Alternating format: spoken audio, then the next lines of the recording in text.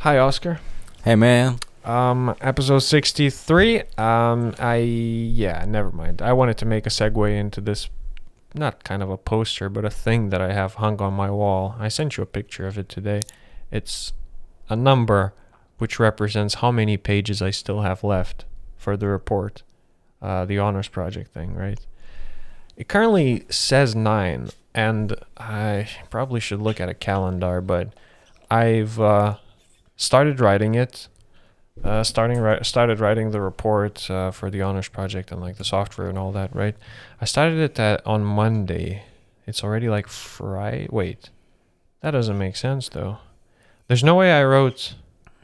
Oh no, I did because I need like 15 pages. So I think I was trying to write like a page a day, and I kind of kept it up and stuff. So I have written it.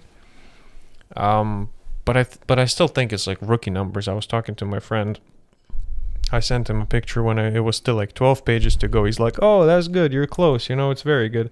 I'm like, "Yeah, I am kind of close. 12 pages, but I'm barely like 2 pages in, right?" So it turns out that his project has to be like 42 pages and stuff. Whoa. No, actually, he has 42 pages currently. And I was like, "Man, what the hell?" So I was maybe gonna just think and talk about it today with you about like, why do we need to write something like that? They kind of put these arbitrary numbers on us, right? Like, I'm now focusing more on inflating my word count rather than making it an actually like impactful work, because they said you have to write minimum of 15 pages, where I may only write like 10 or 8 about my project. Yep. I don't know, dude. Why do you think they want us to like write something like that? And how would they even know that like my project has like 15 pages worth of stuff to write about? Like, do you have any ideas or thoughts about needing to write like a specific amount of pages? Well, I think it's about something I was thinking about recently is we want order in the world. We want to see order. We want everything to have order in it. So we impose order on the world. Yeah. I think people want to impose some sort of a structure that they have in their mind, some sort of a model on the world, and you're included part of that world. And so when they can have like put a number on something, it's just comforting to think that there's some special number that works. Otherwise, they would have to like know. It feels like they have some control over it when they really don't, because you're your own person and you know what you want to write about if you did your own research and so on and so forth. But we love that we have scaled things up so much, and we want to feel like we're still in control of it all when we're not. I think that's what's happening. I think that's why it doesn't feel natural. It doesn't feel right for you. Because it's not. It's just people want to stay in control.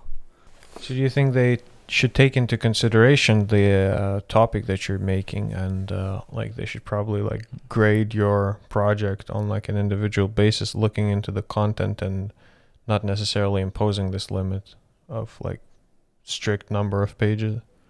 I don't know how much say you had in that. If you were able to present something early on, some research, like if you're really excited about your project and you could show this like within the first weeks or months of the project, to be like, yo, I know what I need to talk about in this report. But I'm assuming there's something for the type of project that you're doing that they can categorize it into some type of a project that people do, where some things are just expected. So they would expect you to write about those things. But yeah, I don't know. What did you write about in your report? Is there like specific requirements for what you have to have in your report? Or? Yeah, there are sections which they expect us to actually talk about, right? So I was mostly mostly currently only writing the not even the introduction actually, but the related work section. I was writing about my system overview because I'm doing a software project. So in my mind, the focus was on the software.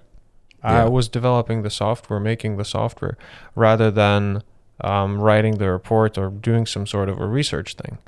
Um, Therefore, the software that I created apparently is not that important. I think it's 90% of the mark is the report itself, That's crazy. which means with the report, obviously, by writing the report, I'm actually showing what kind of advancements I guess I made in that software that I was planning to create, etc. Because I think 5% of the grade comes from the midterm report, which I didn't do all that well in, but all the other 95% is like how good you're able to present your project. Yeah. Because obviously there's both research projects and software projects in the same module, right? Some people are doing research projects where they're more focused on finding some new things out. But I'm focusing more on a software, and I've been trying to do that software as good as I can. Therefore, now when they're asking me to write about the software, like I'm trying to like explain every single reasoning or every single like design decision or technology decision, like why am I using this framework or something over the other. But there's not so much you can write about, like I'm still barely like a third of my way done, and I feel like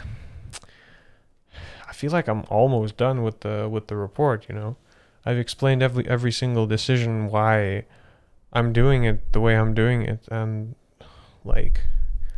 I asked my supervisors, like, how in depth do you want me to explain things? Like, should I assume the reader does not have knowledge of computing, and should I explain to him like open source software and other stuff? He's like, no, assume that the reader will know what open source software is and stuff, so don't explain that. So I'm like, well, but what do I write in there? I don't know. Maybe it'll be fine. 9 pages to go. It's probably I'll just sit down and like churn out something, and then at the end of it just laugh about it. But now it just feels like a lot. Yeah, I really don't know if your advisor can't tell you, can't advise you on what to write on the next 9 pages. Like, I don't know how you're supposed to, find something that is useful to the reader. If you ever described the application. Yeah, I'm yet to, because I've tried writing as many words as I can up to the point where I start explaining the development.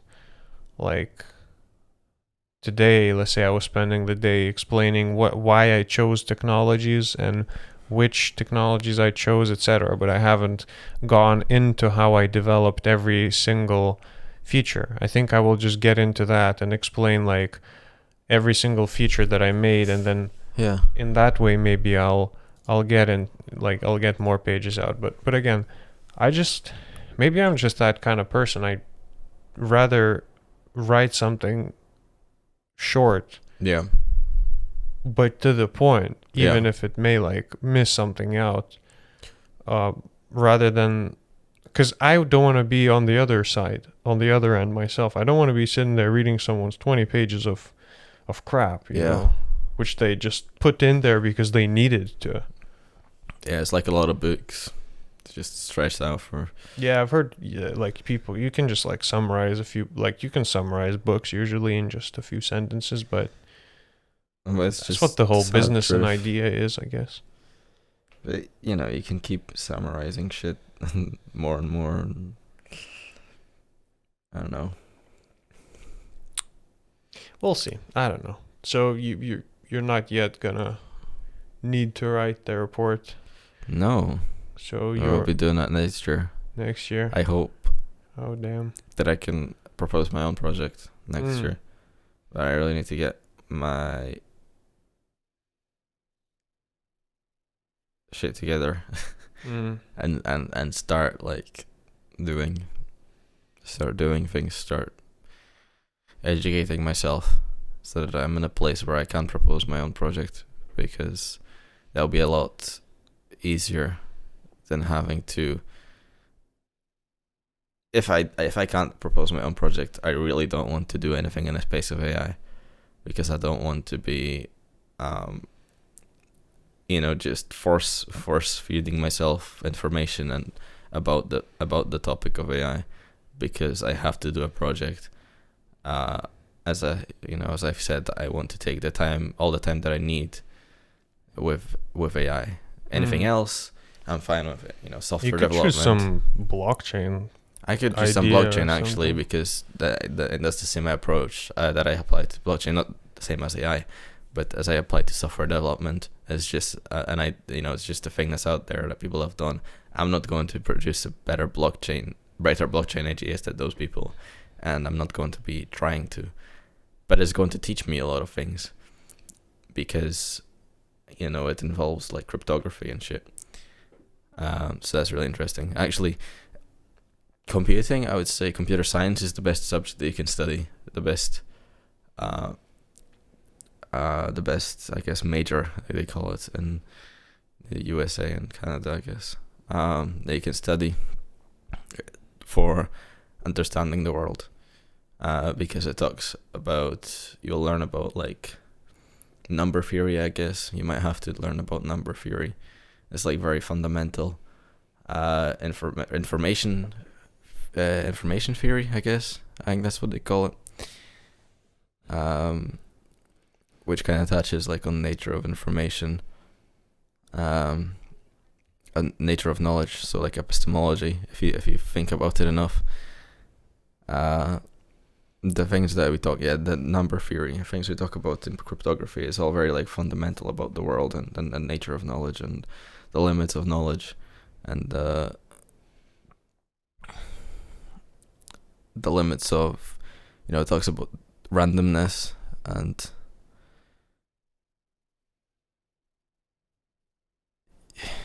Yeah, I could see that. I could see that. I was going somewhere with this.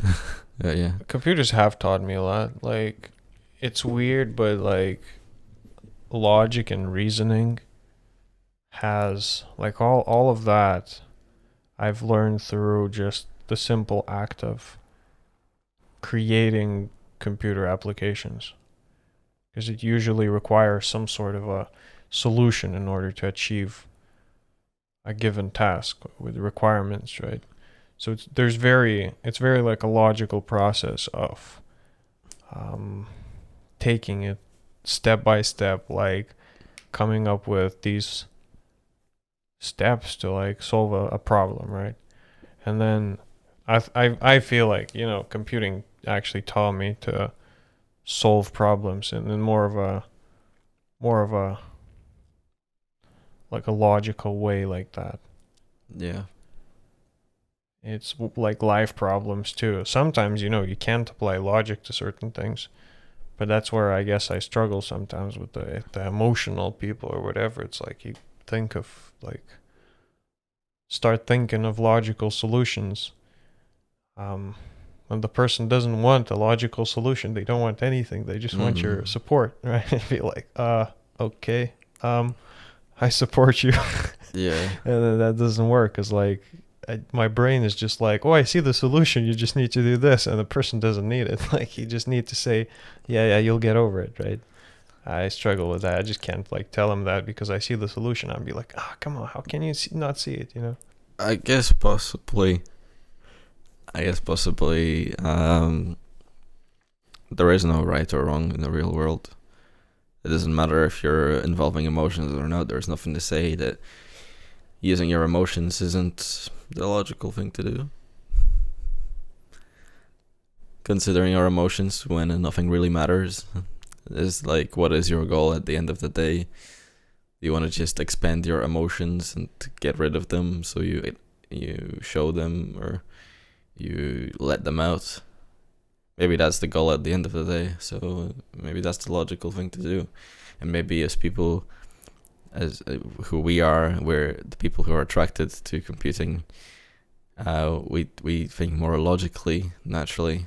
I know that's why I was attracted by computer science, why I wanted to go on and do it. And I guess that'd be the same for you. So the logical, we kind of logically try to use our emotions, right? Is that what you mean? Like the logical solution is we can try, but we can involve emotions in our calculations. But we think that emotions really shouldn't play a part. And if you think about it, if you're trying to be a businessman or whatever, well, you wouldn't care too much about emotions unless it was the emotions of your consumers and playing and manipulating them. Then it would be. But in our relationships with other people, if you're going to have those, you have to take emotions into consideration and involve them in the equations, if you like. Yeah. Pretty much use your logic to tell yourself to not use logic sometimes. That should be the logical solution. That could be it, yeah. But imagine your emotions are just as viable as anything else that you consider, except not using them on your own, I guess, because then that's not using logic. That's just you doing emotions. But other people's emotions, and maybe in considering your own emotions as well. When you experience them, how to manage your emotions, you think about that logically, I guess. Think about what causes you to feel certain emotions, why, and so on. To try and figure out and understand what emotions are requires logic. At least to model it somehow within our kind of idea of what logic is. And that comes back to the point of wanting to put some sort of a structure on the world. The way humans, particularly the human species, thinks about the world is logical to us. But I don't know if maybe it wouldn't be the logical way of looking at the world for an alien species. Or, yeah, maybe it would be for other animals, because we kind of all came from, probably one bacteria or what, I don't know. Monkey. But for some alien species that evolved on a different planet completely, maybe their logic is completely different. Sure, mathematicians and so on, when they send things out to space, they have some ways of encoding the information of our Earth that they think would be legible for all other species out there. But maybe we just don't see why it isn't. I don't know. Obviously, that they'll be convinced that they have the proof for why this should be understood by everyone out there. But maybe it isn't. Because we're good at working with the information that we have and generalizing it. But we can't really think about any things outside of that. I don't know. Because the moment we're presented with more information, suddenly we realize that we were missing something. That happens so often. So true. Whatever. It's even different amongst people, right? Something that seems correct, logical, simple, or understandable may be a foreign concept to someone else, even if we live on the same earth, share the same planet, etc. Don't even need to think about aliens. We have our differences on the earth already. But yeah. No, I know. Yeah, I get what you mean, yeah. But the thing for me is realizing that the fact that the ultimate truth for me is that stop looking for the ultimate truth, because our brains are so limited. We can find the ultimate truth. I don't think anything in the universe, any intelligence in the universe can find an ultimate truth, because everything is some sort of a representation that we have in our brain of the physical reality, which is never the correct one. The correct one doesn't exist. It can be anything. Whatever we make it is the true representation of reality for us. But the physical reality can be interpreted as any intelligent agent wants to interpret it. So, and obviously what makes something more true or less true is how that knowledge, how much of an ability it gives us to predict, say, the future about the world, because that would be then the most accurate. The one that's best able to predict the future is like the most accurate model, say, of the real world or of the physical reality. And that's really what we're always striving towards in science, building the most accurate models to predict the future and predict outcomes and so on. But that's still creating some sort of structure, and there may be another way of looking at things, but the fact that we have this sort of a structure is very comforting, to think that this is the way things are, really. But maybe there's another way of looking at it, but we won't go there, because we've got one way of looking at it, and everybody looks at it this way, say. We decided in science, this is how we think about this concept, and that's it. Everybody thinks about this way, and it doesn't matter. Because it really doesn't matter. Nothing matters in the end. We're all out here trying to fucking survive. Like monkeys. There we are. Bro, that's some black pilled stuff. And that's some doomer music kind of stuff. And then some of us are, go, let our heads go in the clouds, and then we start thinking about finding truth and finding the truth of the universe. But the reality is we can't find the truth of the universe, and so we should really just focus on ourselves and focus on happiness and so on, and focus on living healthy and balanced life, so that we don't have to go through depression.